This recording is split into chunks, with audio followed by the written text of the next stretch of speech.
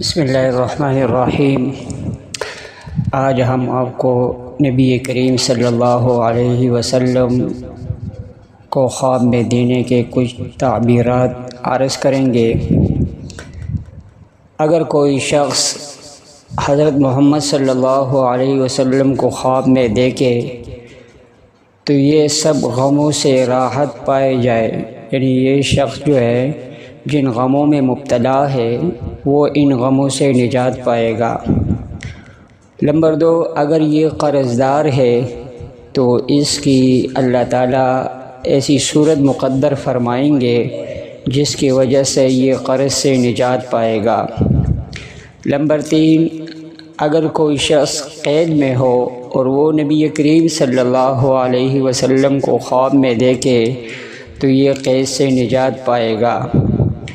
اور اگر اس کی مالی حالت تنگی ہو یا قحط وغیرہ میں مبتلا ہو تو اللہ تعالیٰ اس زیارت کی وجہ سے قحط، تنگی اور دیگر پریشانیوں سے اللہ تعالیٰ دور فرمائیں گے۔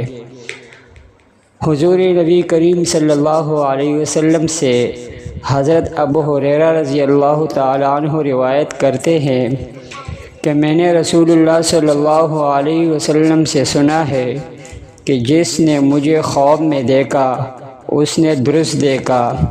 فرمایا، من رآنی فقد رأى الحق فإن الشیطان لا يتمثل بی، جس کا ترجمہ یہ ہے، جس نے مجھے دیکھا خواب میں اس نے حق دیکھا، کیونکہ شیطان میری صورت نہیں بن سکتا۔ جو کوئی مجھے خواب میں دیکھے گا غم وغیرہ سے یہ نجات پائے گا۔ اسی طرح دیگر حضرات جو ہے وہ بھی نبی کریم صلی اللہ علیہ وسلم کی خواب میں دیگر تفاسیر اور دیگر حکایت نقل فرماتے ہیں۔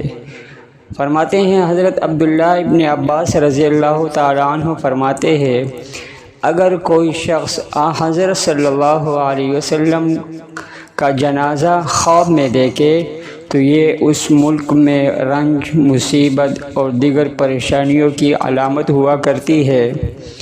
اگر کوئی شخص یہ دیکھے کہ نبی کریم صلی اللہ علیہ وسلم جنازے کے پیچھے جا رہے ہیں تو یہ خواہشات اور بدعات کے عروج ہونے کی دلیل ہے، یعنی اس جگہ پہ خواہشات زیادہ ہوں گے، لوگوں کے بدعات وغیرہ جو ہے نا یہ زیادہ ہو جائیں گے۔ تو اسی طرح حضرت جعفر صادق رضی اللہ تعالیٰ عنہ نے فرمایا کہ پیغمبروں کو خواب میں دیکھا، عموماً اس کی 10 وجہ ذکر فرمائی ہے۔ پہلی وجہ رحمت، یعنی ان پیغمبروں کو خواب میں دیکھنے کی وجہ سے اللہ تعالیٰ ان پہ رحمت نازل فرمائیں گے۔ نمبر 2، نعمت کی فراوانی ہوگی۔ نمبر 3، عزت دار بنیں گے لوگ۔ نمبر 4، بزرگی والے ہو جائیں گے۔ نمبر 5، دولت زیادہ ہو جائیں گی، ان کے پاس تنگ دستی دور ہو جائے گی۔ نمبر 6، ظفر کی علامت ہے، یعنی خوشحالی۔ نمبر 7، سعادت مند بن جائیں گے۔